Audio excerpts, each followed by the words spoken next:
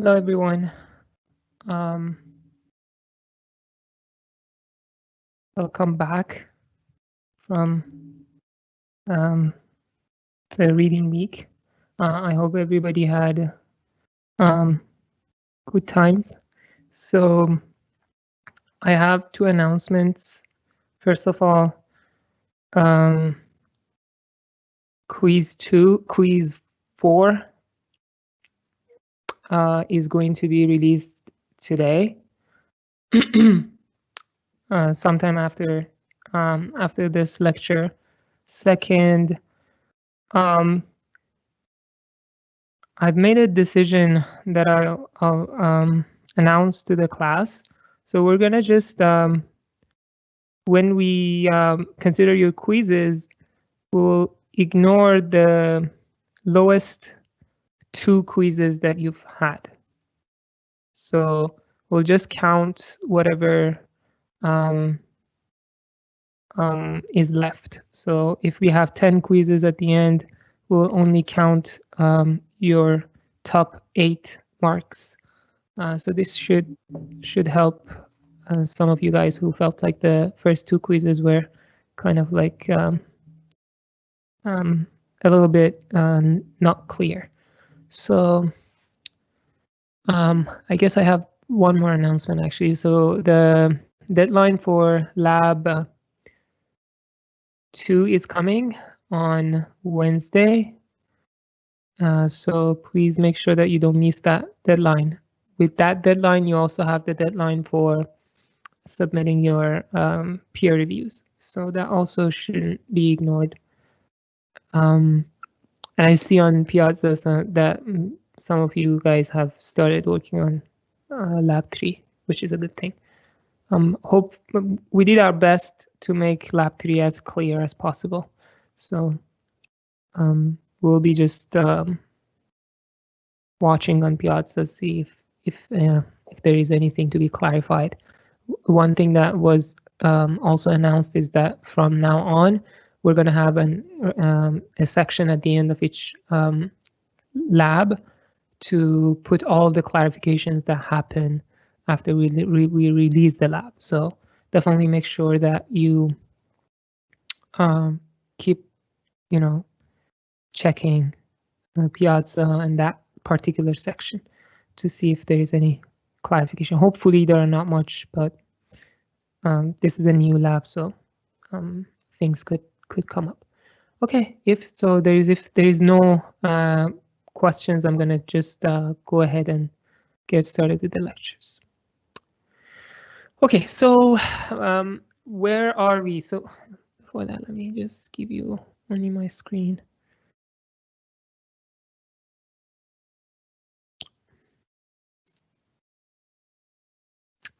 Okay, so we finished talking about uniprocessor scheduling, and we started talking about multiprocessor scheduling. Now, with multiprocessor scheduling, we really first have to consider the properties of the multiprocessor that is a little bit different from a uniprocessor. And once we get to know all those quirks about a multiprocessor, then we can actually make informed decisions about how we can schedule tasks. So we started by looking at different properties in multiprocessors that make scheduling them a little bit challenging. The first one that we looked at was the heterogeneity in multiprocessors. Then we looked at non-uniform memory accesses, where each processor has a local memory module that can that the processor can access very fast, and then there is a remote memory module that the processor can access, but it takes a little bit more time to access that module. The last piece that we looked at was cache hierarchy. So we talked about the cache coherence problem. So that's where we were. I guess we started talking about cache coherence protocols. So just a quick review of cache coherence problem. So the problem arises when you have multiple processors caching the same data in their private caches. And then one of those make a change in their copy. And at this point, the copy that the other processor has is invalid. And we want to see how we can actually prevent any process that is running on CPU B here to get wrong data after the data is changed on CPU A. Okay, so that's where we are. So the way to do this is by designing cache coherence protocols. Cache coherence protocols have to implement two invariants, meaning that two things have to be true at any time. The first one is single writer, multiple readers. So at any particular time, if I look at any particular memory address, it should be true that there is either a single writer that is using that location, or it should be the case that there are multiple readers, and nothing else could happen other than these two scenarios. The second invariant that should be true at any time is that if I look at the value of each cache location or memory location, it has to be that the value is the latest change to that location when another CPU or the same CPU had a write permission on that location. And then we saw this example. So on the x-axis, I have time, and each box is basically one interval. And here, when we talk about intervals, they don't have fixed length. So what changes, what actually constitutes a boundary for an interval is when permissions change. So this could last as long as CPU A and B have read-only access. So let's say at some point CPU C wanted write access. So at that point, we finish the previous interval and we start a new interval. So at this new interval, we have only a single writer. And then the writer could actually change the value. Now, again, at some point, this interval is going to end when we change the permissions. So let's say we change the permission so that A, B, and C, all of them have read-only permission. And if we look at the value at this point, it has to be the latest value that this location had when somebody had a write, read and write permission on that location. So this is the latest time, and C changed it to 7. So that's the value that we have to see. Okay, so now that we talked about what cache coherence protocols have to implement, let's look a little bit inside. We're going to just scratch the surface, but let's look a little bit inside what goes to implementing a cache coherence protocol. And then at the end, you will see why we're actually talking about these. So we're going to give you as much information as you need to know as someone who is designing an operating system. Some of these, you could go much deeper into these details. If you take like an advanced course in computer architecture, you could actually take a course on cache coherence. So we're just going to scratch surface and give you enough information that you need as an operating system designer.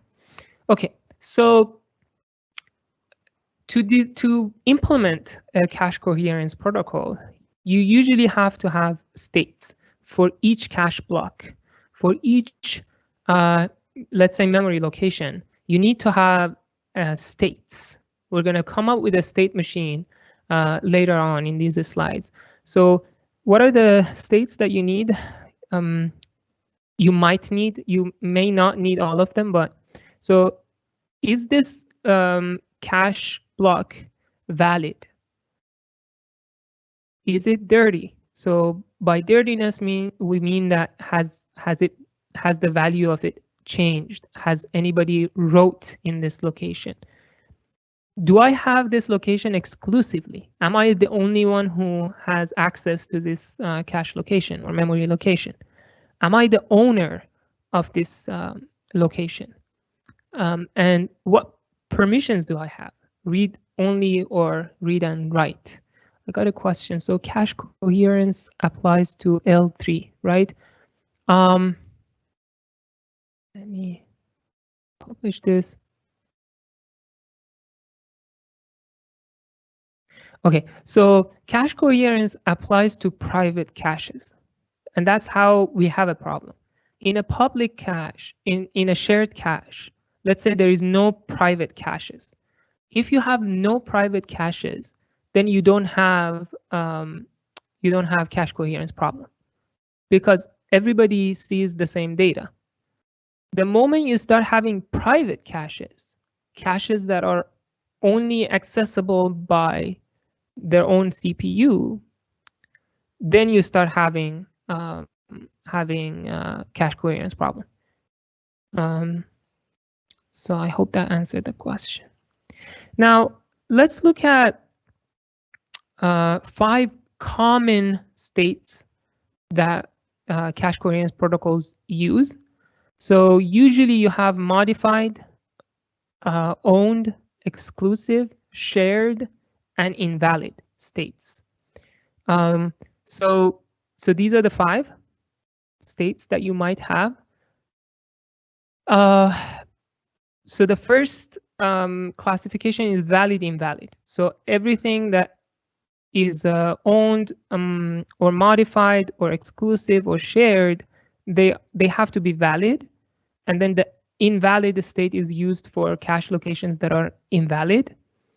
Then you have ownership.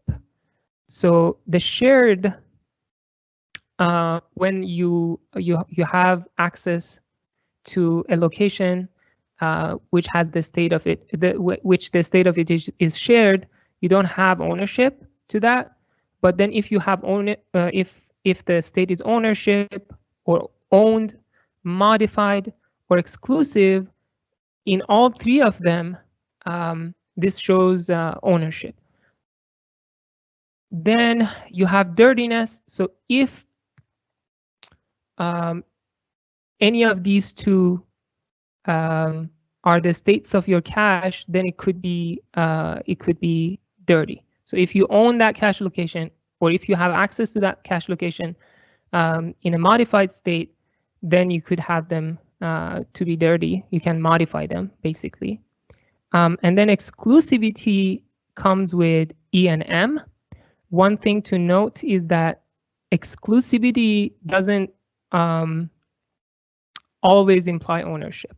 So you could have exclusive access to somebody else's data. So if, let's say, somebody else is owner of a memory location, you still can have exclusive access to it. So it doesn't really imply ownership. Okay, so now different cache protocols use different subsets of these states. You have, I have listed here 4 different cache protocols: MSI, MESI, MOSI or MOSI, MOESI. So all of these are cache coherence protocols.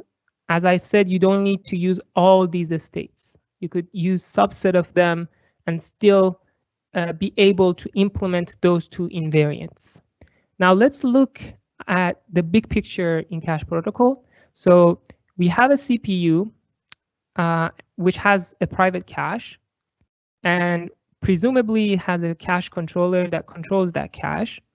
And then we have an interconnect network that connects all the CPUs to the next level memory, which could be a shared cache or could be just the memory, the DRAM, which all of them have access to. Now, the CPU issues, loads, stores, or any read, modify, write requests. So basically any instruction that is to use a memory location, to read it, to write to it, to do a atomic read, write, read, modify, write. So at this point, the cache coherence, the cache controller issues a request for that location. So before actually doing this, the cache controller will check the permissions. If you have write permissions, then you can access your cache location. If you don't, then you're going to send get and put requests. We'll look into get and put requests in the next slide, next or the next after that. But anyway, so if you don't have the permissions to that location, then you issue requests to get those permissions. And once the permissions come, once the answers come, then you can actually load the value or write to that value the way the CPU wants. So basically execute those instructions. Here are some of the get and put requests that the cache controller can issue. So you could issue a request to get shared state for any location. So if you issue this for a location, that means that you want to obtain that block in shared state. So you want to make the state of that block shared. The same with get modified. So you want to have access to that cache block in a modified state. Then you have put shared.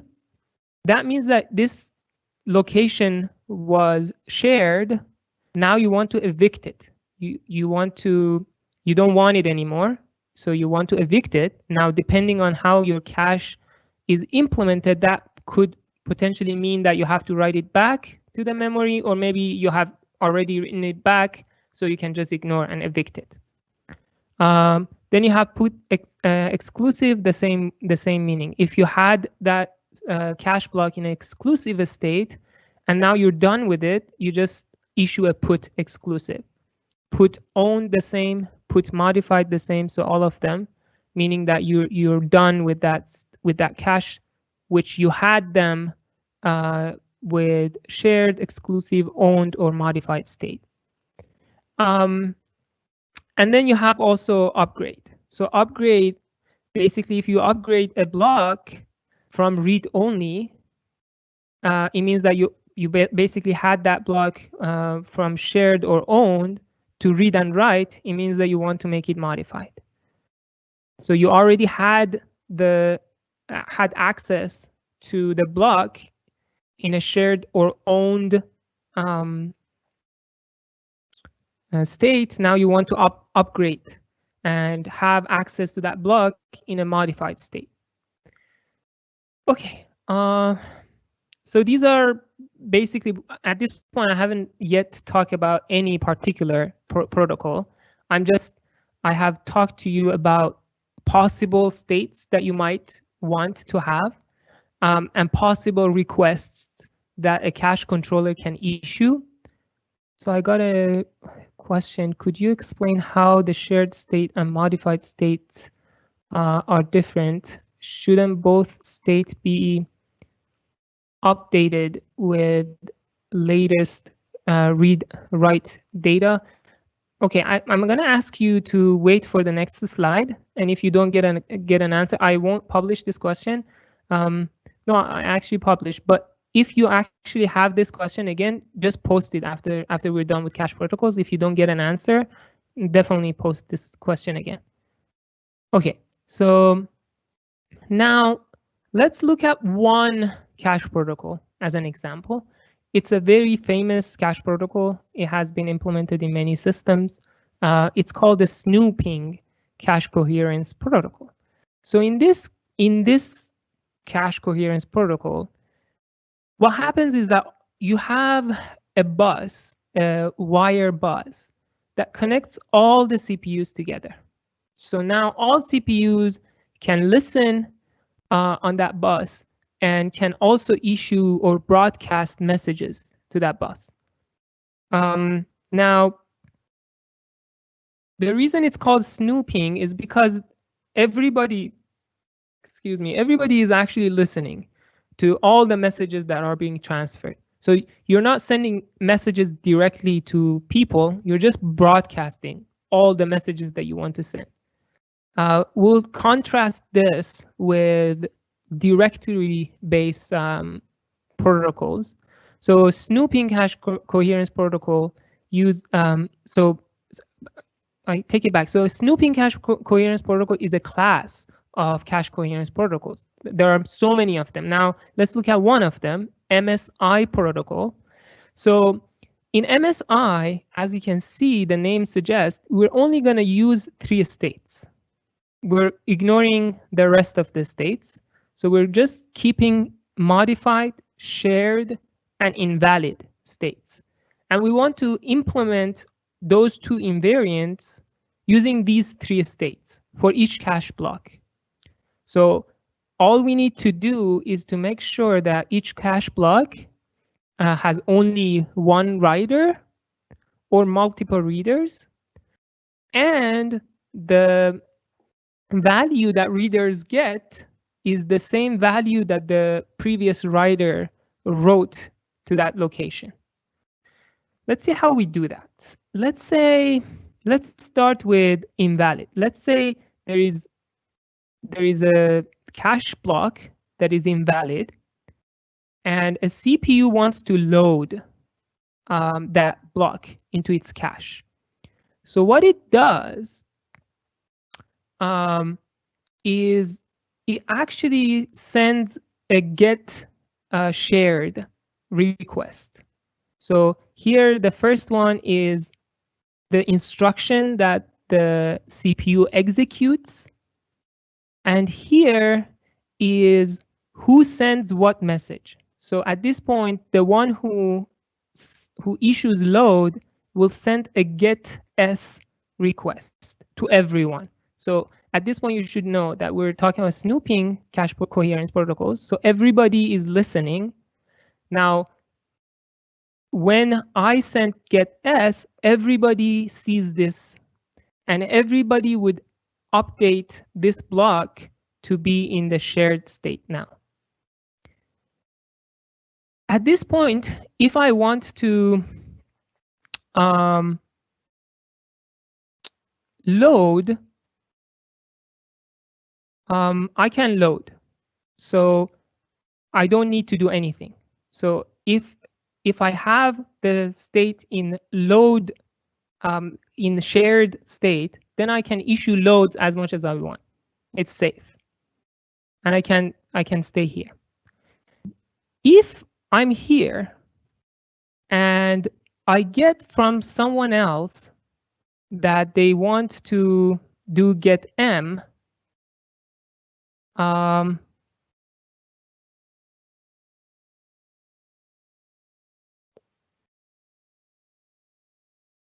yeah, there is a mistake here. It should be get s.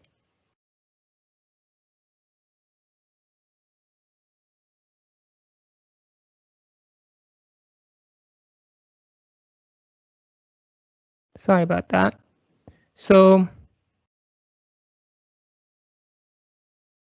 yeah, so if I issue loads, then I don't do anything. And if, let's say, I'm not doing anything with this location, and I get another message from someone else that says get s, I again don't do anything. So this means that another reader is coming. So another reader, it's fine. We're going to stay in the shared state. Let's say at some point I want to issue and store in this location. At this point, I should become the owner, or I should be the only writer, right? Not the owner. So I should be the only writer. So at this point, if I want to issue a store, I also send a get m request to everyone. I'm going to tell everyone who is listening that, okay, at this point I want to modify. So now the state of this block becomes m, modified. Now, at this point, if I want to do any load or store, I can do that. So I'm the only one who has access to this memory location. I can do whatever I wish, load or store. Now, let's say it was invalid and I wanted to store. Instead of load, I wanted to store. So at that point, again, I would send a get m to everyone, and I can jump from invalid to m right away without going through s. Now, if I'm in m and somebody says, I want to read this location. So basically, if somebody is sending get s, then I have to go from m to s. Because from now on, I shouldn't be the only writer. So now everybody should be readers. That's why we're sending this get s message.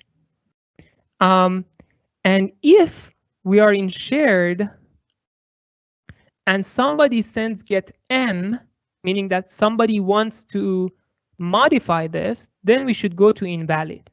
This should now tell you that this is how we're implementing the single writer, multiple readers. So if, let's say, everybody is in S and someone wants to modify, they're going to send and get M. At that point, everybody sends their make their own data invalid. And that only writer will have their data in the M state. And let's say that you're in M and somebody else wants to now write. So you go from M to invalid. The same way you went from invalid to M, you could go from M to invalid. So that's it. That's all the MSI protocol is. So at this point, you should know what you're going to do if you want to do any of these. So if you're storing, if you're loading, you look at the state of that location in your cache and you issue proper messages to everybody else. You broadcast. One thing I didn't mention is here the eviction. So let's say you had this in modified state and you're done with it. Nobody else wants it, but you're done with it. You want to evict that location. You again send basically go from M to invalid, and yet you issue a put M requests, telling everybody that you evicted this location. Okay, so this was one basically class of cache coherence protocols. There is another class that is called directory-based protocols. So the limitation of a snooping protocol is that everybody is basically broadcasting their messages to the bus, and this takes a lot of bandwidth from the bus. The same thing is true because everybody not also sending messages to the bus, everybody is listening. So it actually gets a lot of bandwidth from the controllers who are in charge of keeping the state for different cache locations. So they also have to constantly listen to the bus, and that takes a lot of bandwidth. The last problem is basically an electrical engineering problem. Well, if you have a large system with a lot of cores, it's like a nightmare to connect all these with a shared wire and maintain this wire for all these cores. So I got a question. So how does this ensure that we don't have multiple writers if two processors issue get M at the same time? That's a good question. So one of the things about snooping protocol is that this shared wire here that you have will implement some sort of timing. So everybody sees all the requests in the same order. So if two issue get M at the same time, one of them goes first, and that one will get to this M location. And after that, the second get M goes, and then the second one becomes M, and the first one goes to invalid. So let's say the first one issues get M, and then goes to M.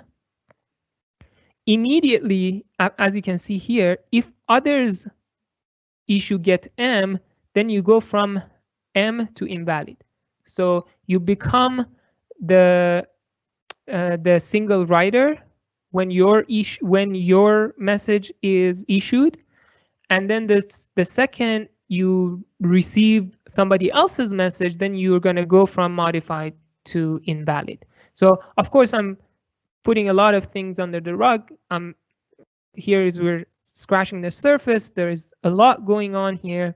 How you actually implement these, how these messages are being transferred and such.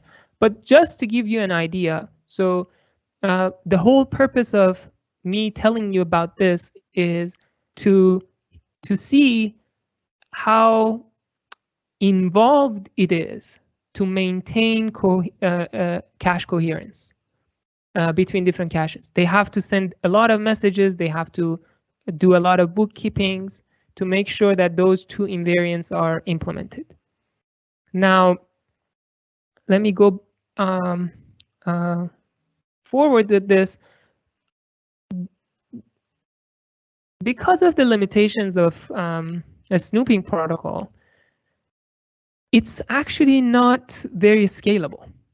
You cannot have very large systems using this protocol because it's very, very, very expensive and consumes a lot of bandwidth.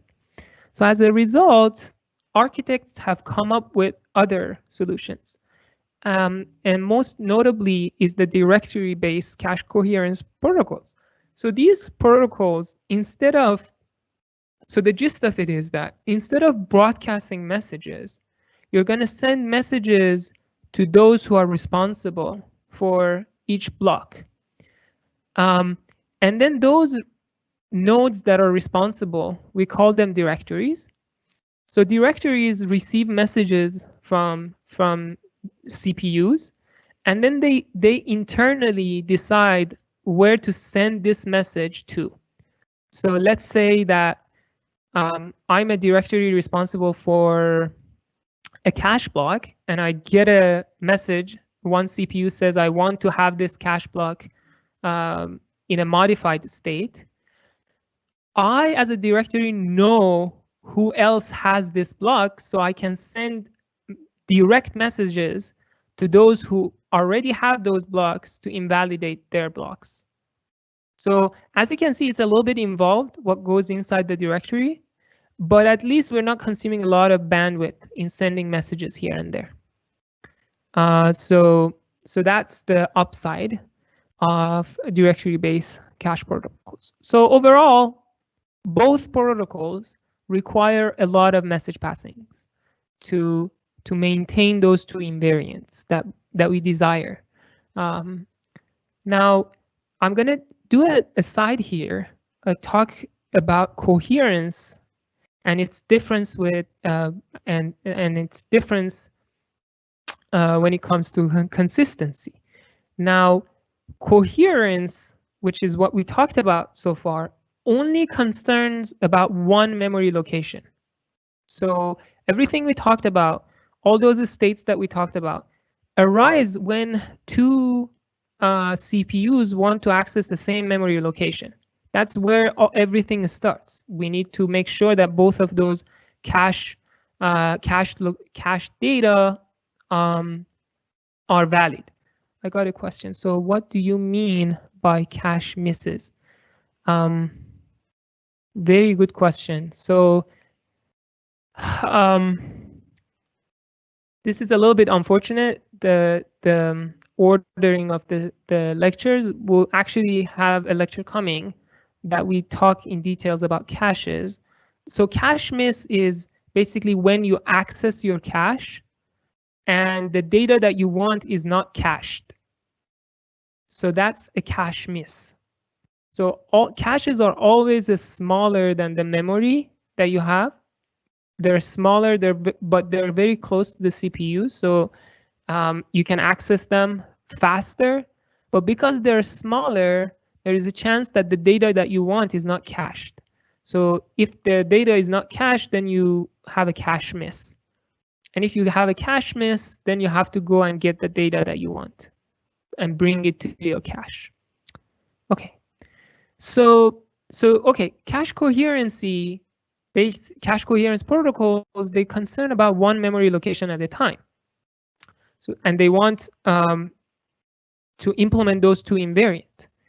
Now, here is the difference. The memory consistency models concern all locations and the order of instructions to those locations, to all the memory locations. So consistency concerns about the ordering of the instructions that are being executed on the memory. So you have different CPUs executing different loads and stores to different locations. All that matters here is that with what order these instructions are being executed. So let's look at an example here to see what exactly we mean by memory consistency. So here CPU 1 is going to issue a store instruction. First instruction is going to make data new. So we're going to store new in the memory location that is pointed by data, and we're going to set the flag to set, whatever value that is. Now, CPU 2 is issuing 2 loads and 1 branch. So it's going to first read the flag and put it in its register. Then it's going to check the register with set. And if they're not equal, it's going to go back to this, to L1.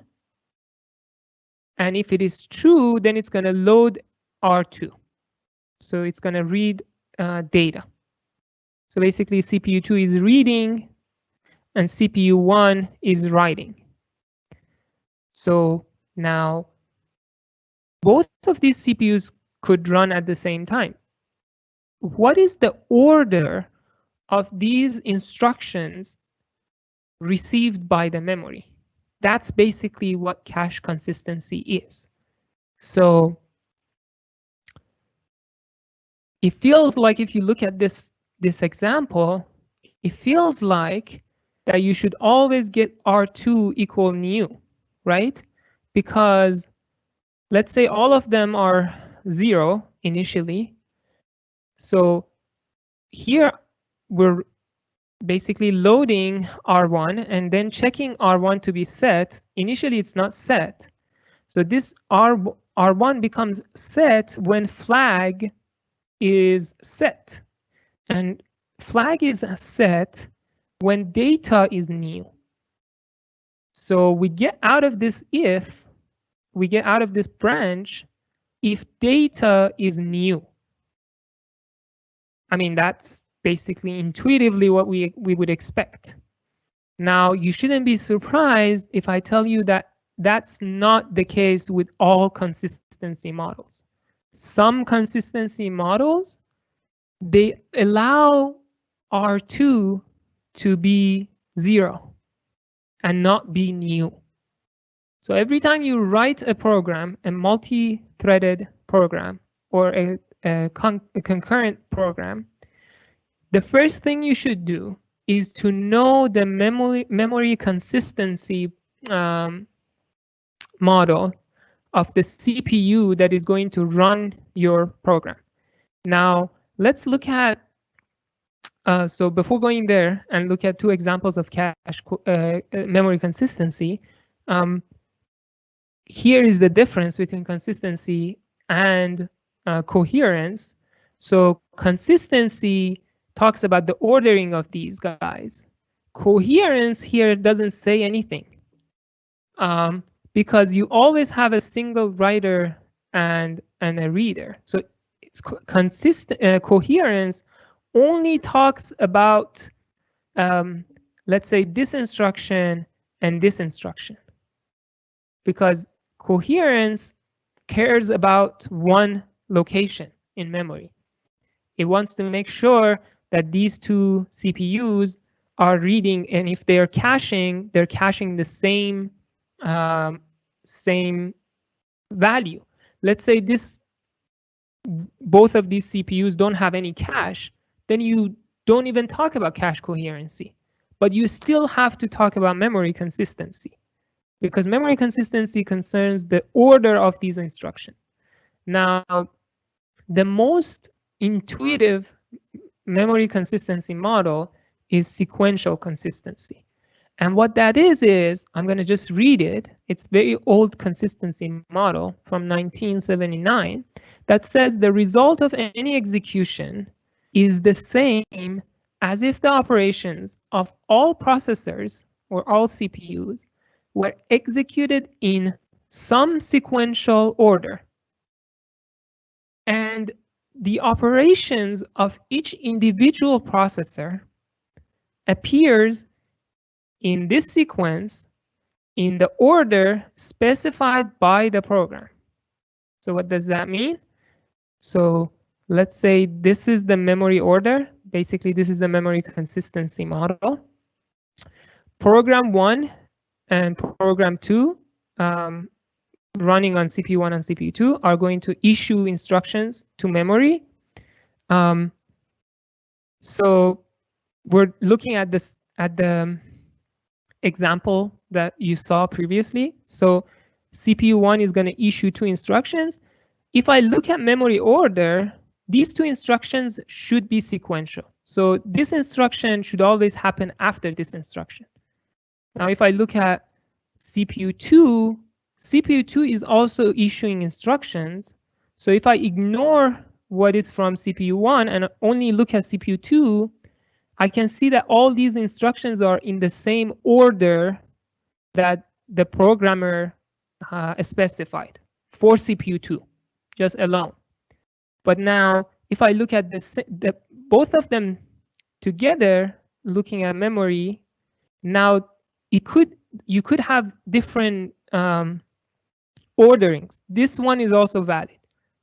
So this is a different order, but still, because you have sequential orderings for both CPUs, this also is a valid execution under sequential consistency. What is not valid under sequential consistency is this one. If L1 here happens after L2, then you have violated sequential consistency. Because if I look at CPU 2's instructions, now they're not ordered the same way the program ordered them. So this is an invalid execution under sequential consistency. So let's look at another consistency model, which almost all of you should know about, because most of you guys are writing programs for x86 CPUs, basically Intel processors, AMD processors. Most of them are x86. And interestingly, the memory consistency of x86 is not sequential consistency. So I think everybody should know about this. That's why it's appearing here. So let's look at an example. So here, CPU 1 is doing a store, so changing the value of x to new, and then loading that value in R1 and loading another memory location to R2. So 2 loads, 1 store, and then CPU 2 is doing a store and 2 loads. Very similar to CPU 1. Here, CPU 2 is changing y and then loading y and x. Now, let's look at what is possible under x86 memory consistency model. So first, the two stores are executed in both cases, and they could appear in any order, so it doesn't really matter how they appear. Now, when this load is issued in CPU 1, it could actually get it could be seen by the memory before S1 is seen. So under x86 memory consistency, a load after a store could be executed first. So this is allowed under x86 memory consistency. The only tweak here is this L1 that is issued will get its value from a buffer inside CPU 1. So it actually sees the value of new. So this new will happen locally to CPU 1. That's why I have this dot here. So here R1 becomes new. So although it hasn't been seen by the memory yet, but internally, because this load is executed on the same CPU that the store was executed, L1 gets the latest value of any store. The same happens with CPU 2. So if you execute L3 and you want to read Y, you can actually read it from your buffer inside your CPU. So you are the only one who can see this because you're executing on the same CPU that this store was executed, but everybody else will see this store here when it basically is executed on the memory. Now, if I here execute the second load to get Y, because this store is seen here and I'm executing here, I'm going to see the old value. The same for this load. If I'm loading X, because X is seen here, I'm going to see 0. So as you can see, at the end of this execution, R1 could be new, but R2 could be 0. R3 could be new, and R4 could be 0. And this is valid execution under x86 memory consistency. So if you are writing a program for x86 processors, you have to know that this actually could happen to your code. Something that is not sort of intuitive, that could happen. But this is an allowed execution order. So basically, x86 talks about this order, and this order is a valid order as long as every load after a store is allowed to be executed first. So this is an important thing to know. Okay, so I think I'm done now with all the consistency stuff and coherency. Now we can use the knowledge we gained to talk about what we care about, which is scheduling. So let's just start with multi-threading processes, multi-threaded processes, and see what happens if you run multi-threaded processes on a multiprocessor. Basically allowing each thread to run on a CPU dedicated to it. And then as a result of it, you get the same threads from the same process running at the same time. Now, does it always guarantee performance if you do multi-threading? Well, not always. There are overheads that you have to be aware of when you're writing a multi-threaded application. If you just keep creating a lot of threads that are not needed, then you're introducing a lot of overhead to the operating system to manage all those threads. And potentially, they also have memory footprints. You're allocating stack for them, also TLBs inside kernel. So you're actually overloading the system with something that is not needed. So you have to be careful in not overkilling how many threads you create. The other issue that you have to be concerned about is lock contention. If you have shared objects that would require a mutex to protect them, and if these shared objects are accessed by all threads, so at some point you have a bottleneck. So no matter how many threads you have, at points in time, only one of them can execute. Only one of them can enter the critical section. And then you would have contention to acquire the mutex, to lock the mutex for that critical section. We're going to actually go deep into this one. The other thing is communication of shared data. Let's say that you have producer consumer type of program. And let's say the producer runs on a different CPU than a consumer. Now, they might write their data into their own private cache, the producer, when it runs. Now, the cache coherence protocol has to get that data from the producer's cache and bring it to you in your own CPU. And that requires, first of all, moving the data, and also a lot of cache coherence messages along the way. So you might end up ping-ponging the data back and forth between two CPUs, caches, or memories.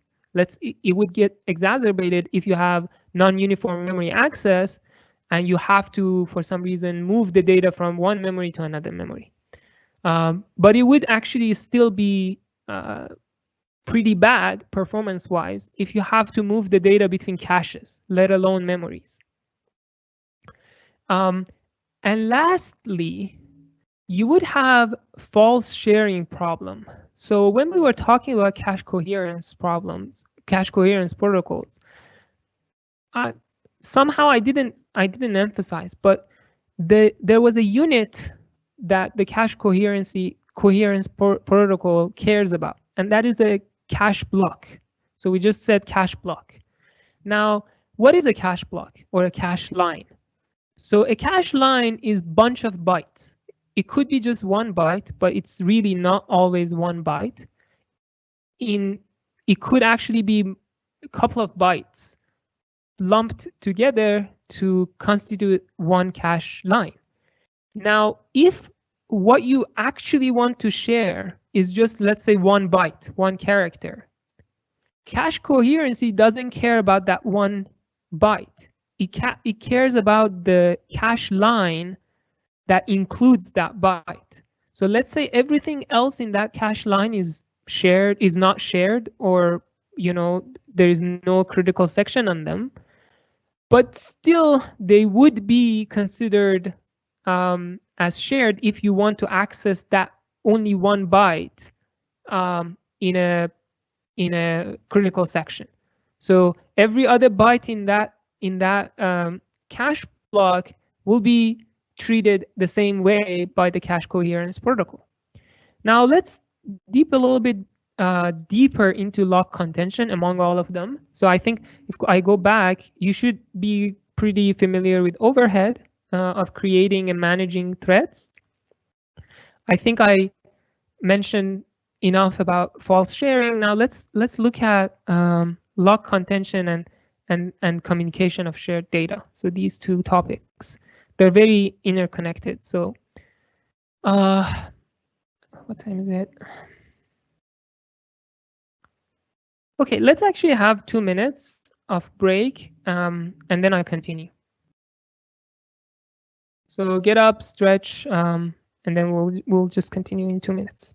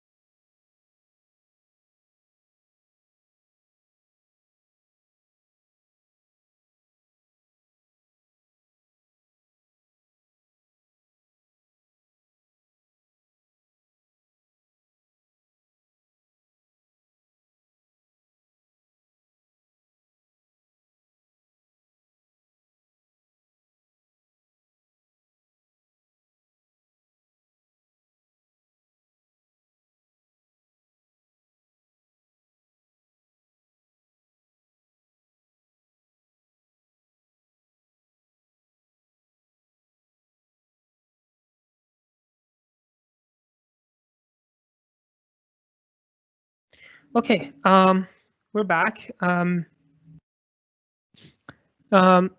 Let's continue. Okay, so what are the ways to reduce lock contention? One of the ways to do this is fine-grained locking. If you have a big object that is shared, one of the ways to reduce lock contention is to partition that object to subsets and then protect each one of those subsets separately by its own lock. That one example of this is, let's say you have a hash table. You could partition the key space. Let's say this hash table is shared between multiple threads. One not good way is every time a thread wants to access the hash table, you just have one lock for the entire hash table. That's one way. But then, as you can see, this creates a lot of contention if you have multiple threads accessing the hash table. So you could actually partition the key space and have different locks for each partition. So every time a thread wants to access the hash table, it just looks into which partition the key belongs to, and then it acquires the key for, or the mutex for that particular partition. The other thing that you could do is per processor data structures. So you could partition your objects so that most or all of the accesses that are made to those to that object come from one processor. So this would prevent the communication of shared data between processes. One example is, let's say you want to partition the heap. So one thing you can do is to allocate per processor memory regions. So we're talking about what you have actually implemented in lab 1. You were partitioning or allocating the heap between multiple tasks. Now, let's say you have a multiprocessor. If my tasks are running on different processors, I can, big picture, I can divide my heap into partitions and allocate each partition to one processor. Now, every time a task asks for more memory, I look at the partition that is assigned to that processor where that task is running, and I allocate space from that partition to that task. This way, because memory management, when you're allocating memory, the sole task of allocating memory is a task that concerns a lot of threads, right? It's a shared object. That memory is shared between all the threads, that heap space. So you have to, if you were to implement lab 1 for a multiprocessor, then you had to actually have locks, have mutexes to protect the allocation. Let's say you allocate a memory to one task on one processor, and you also allocate the same memory to another task in another processor, and that would actually be bad, basically. So in order to prevent that, you need to lock the memory and act as if it is a shared object. One way to reduce lock contention on memory would be to partition it per core or per processor regions. And the last one that we were talking here is the staged architecture. So basically, with this method, you create a stages in your software, and then you dedicate worker threads to each stage. And the good thing about this is that threads that are taking care of that stage are the only ones reading the input data of that stage and producing data for the next stage. So somehow, by doing this, you're reducing the contention between threads, because now each thread is dedicated to a single stage. So threads from different stages are not going to compete for the same data. Here is one example. Let's say you're writing a web server.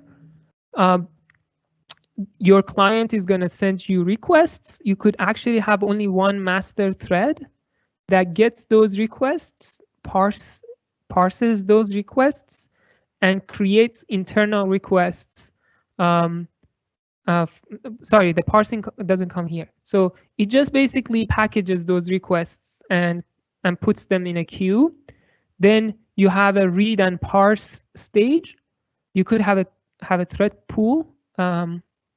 These threads will just dequeue from this queue, parse the request. If the request is to read a static page, they put it in this queue. If it is to generate dynamic pages, then they put it in this queue. Then the next stage starts. We have divided it into 2 sub-stages. So I have a pool of threads that take care of this queue and pool of threads that take care of this queue. And then both of them will produce results for the send page stage. So now threads that are working here would never contend for any resources with threads here. So we basically have used divide and conquer to get this done. And this is actually very, it comes very handy, this design pattern in multiprocessors and generally speaking in distributed systems. Okay, so let's say we did that. We did all of the techniques that we talked about in the previous slide, and we still have lock contention. Let's say we have a really big hash table and we have thousands of threads, and even though we have divided the hash table, we sharded it, we're still having a lock contention problem. So what can we do?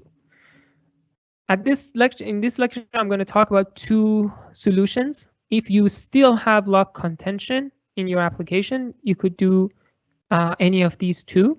So instead of using the usual locks or mutexes that we talked about, you probably have seen their multiple readers, multiple writers lock in ECE 252, which you can actually implement using mutexes or using mutexes and condition variables, or just using semaphores.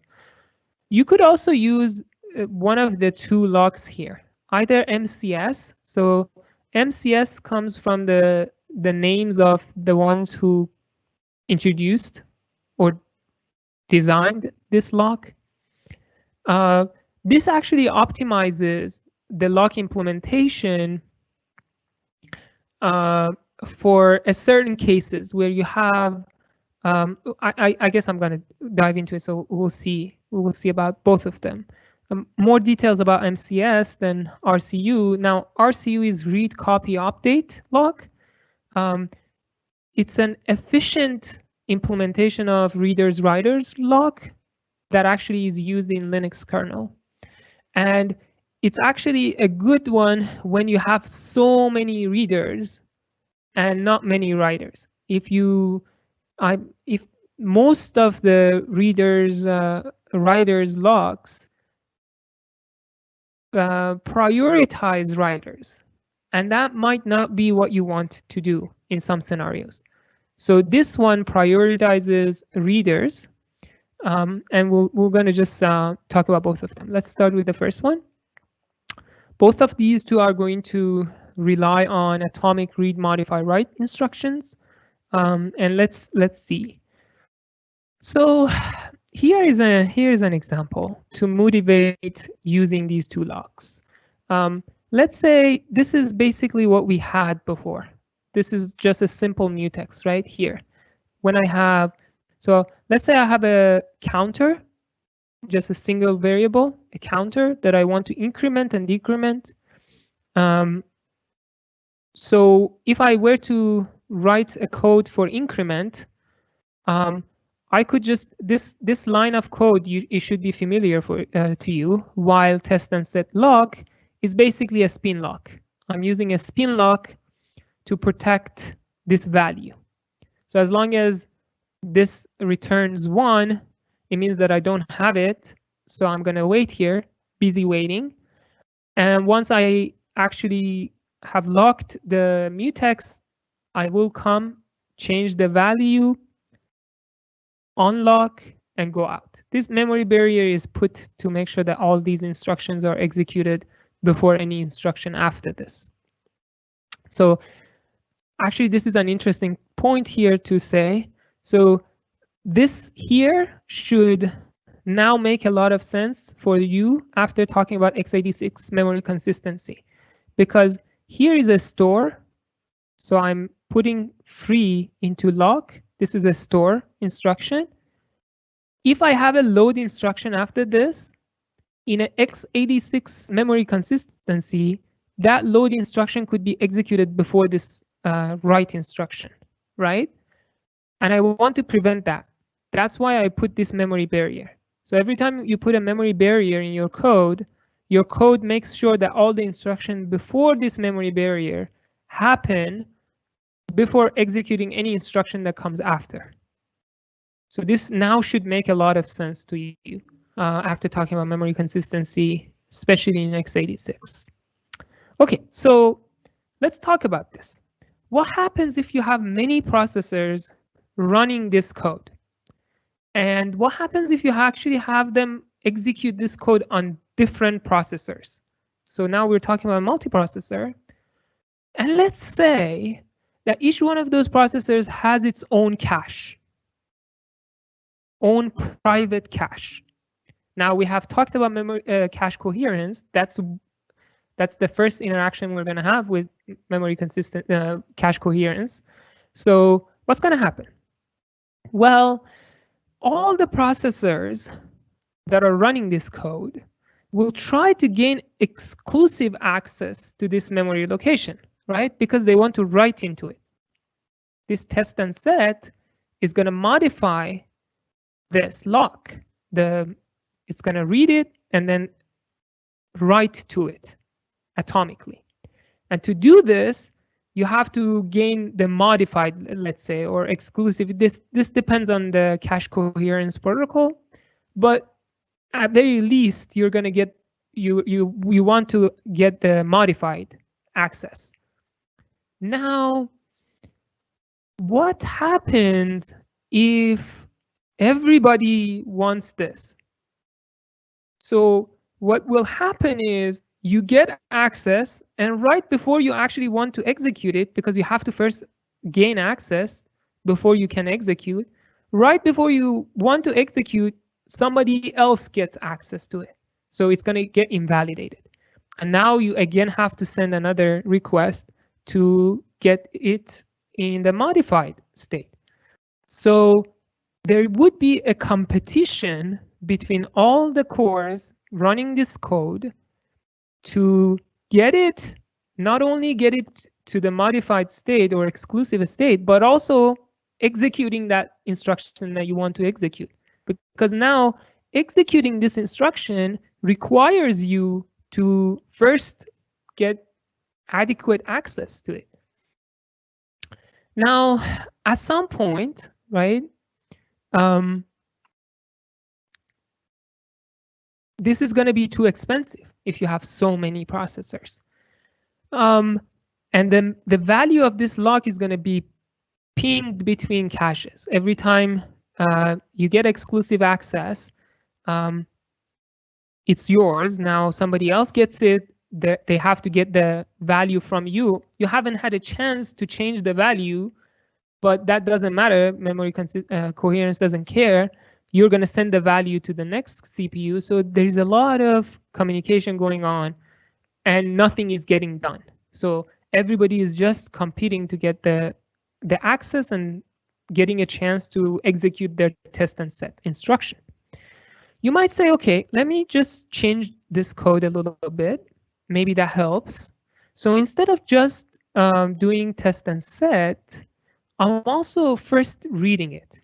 So because reading is less expensive than writing, so I'm going to first read, see if the lock is busy. And if the lock is busy, I'm not going to execute this. Already I got a true, so I'm going to just wait. And if it is not busy, then I will try to execute this. So this should prevent a lot of busy waiting and a lot of, competition, you might think. But would this actually solve the problem? That's a question. Now, in reality, this helps a little bit, but still causes a problem. The moment the mutex is freed or the lock is free, then the competition starts again. So we haven't changed much. The moment one CPU releases the lock or makes the lock free, at some point everybody is going to see that, and they will start executing this test and set again, all of them. So this won't change the contention that you have. So what should we do then? What we will do is we'll make threads to wait on their own lock instead of everybody waiting on the same lock. So we're going to maintain a list of threads that are waiting for this lock, this variable, but we're going to actually give each one of them a bit of data to wait on that one bit. And every time who wants to release the lock is going to look at the list of those who are waiting and is going to change that one bit for the next waiting on the line, so that only one thread's data changes. So this prevents that hassle right after the lock is released. After the lock is released in the previous case that we saw, everybody starts competing. But this time, when lock is released, we're going to actually send sort of a signal to the next one on the line to go ahead. instead of, making everybody start competing for the lock. Let's say how we can do that. So basically, we're going to create a flag for each thread and make each thread to wait on their own flag. So here is an implementation for this. So the MCS lock is basically a linked list of threads or TCBs. Initially, there is nobody, so we'll just have a linked list of an empty linked list. One assumption I have is that inside TCBs now, I have that flag. So the flag, each thread has its own flag, right?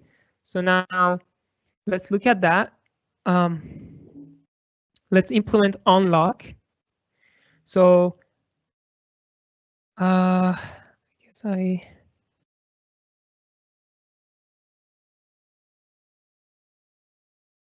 yeah. Okay. Sorry.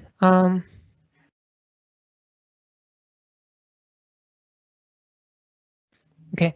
So let's look at onlock first. So in this lock implementation, we're actually going to use compare and swap. If you remember compare and swap, what it would do is that it would get three inputs: a memory location and 2 values. So what this line is going to do is it's going to check if I am the last person in the queue. So there is nobody else waiting. In that case, it's going to make the tail null. So what this line does is, in an atomic operation, it checks the tail with my TCB, and if they're equal, it changes the tail to null. And if that's the case, there is nothing to be done. So nobody else is waiting for this lock, so I don't do anything. However, if I was not the last one in this queue, it means that there are others waiting. So it means that the tail has others. In that case, so somebody else is waiting. What I'm going to do is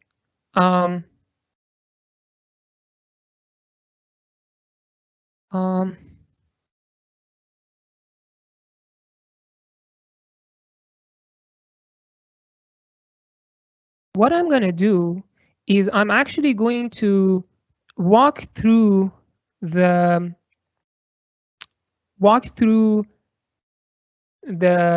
linked list to find the next TCB after me.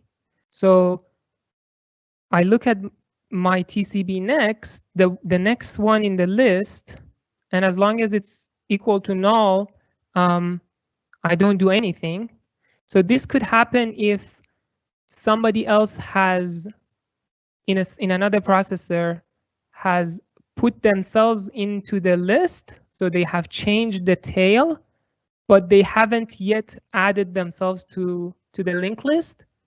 So in that case, I will wait for them to add themselves so that I have a next one. So the moment I have a next one, so when my TCB next is not null, then I set the flag of the next TCB to true. I let them wake up. So at this point, I'm actually telling only one thread to go ahead and execute. So this is the onlock. Now let's look at the lock. So what lock does is, first of all, I'm potentially the last person, so nobody else is after me. Now I'm going to execute this compare and swap. So what am I going to do? So I'm going to look at the old tail. So I actually got a copy of old tail when I started this execution, I'm going to look at the old tail and the tail. And if nobody has changed the tail ever since I started execution, then I just put myself to the end of the list. So as long as the old tail, which I made a copy of, is equal to tail, I change tail to point to my TCV. So now I become the last person, right? And if that's not the case, then I just update old tail. Maybe somebody else from when I changed, when I made a copy of tail has come and put themselves to the queue. So now the tail has changed. So I will update the change and then check again. So when this while eventually returns false, I'm actually the last person in the queue. So I've added myself to the linked list. Now, the moment I added myself to the linked list, now I can actually see if the old tail is null at this point after this update, it means that that I can acquire the lock. I can actually, there is nobody else in the queue. I am the last person in the, sorry, I'm the first person because there is nobody in the tail is null. It means that nobody is waiting, so I can go ahead. But if the tail is not null, it means that somebody else was waiting, so I have to also wait. How do I wait? Well, I make my flag false, and then I do busy waiting on my flag. So at this point, I go to, this is a busy waiting, but at least I'm doing busy waiting on my own flag. So now there is no contention between these different threads. So each thread now is waiting on their own flag. Okay, sorry I went over time. I just wanted to finish this. I guess there's one slide to compare these three logs that we saw. So on the x-axis, I have number of processors. On the y-axis, I have time to execute the critical section.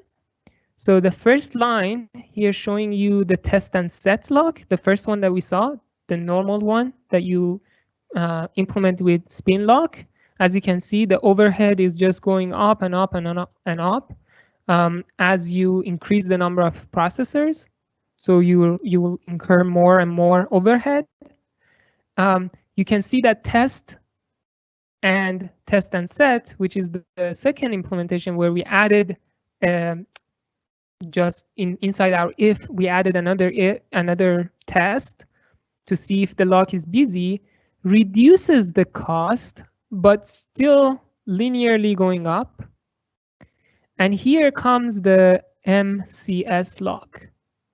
As you can see, the overhead doesn't change as I increase the number of processors.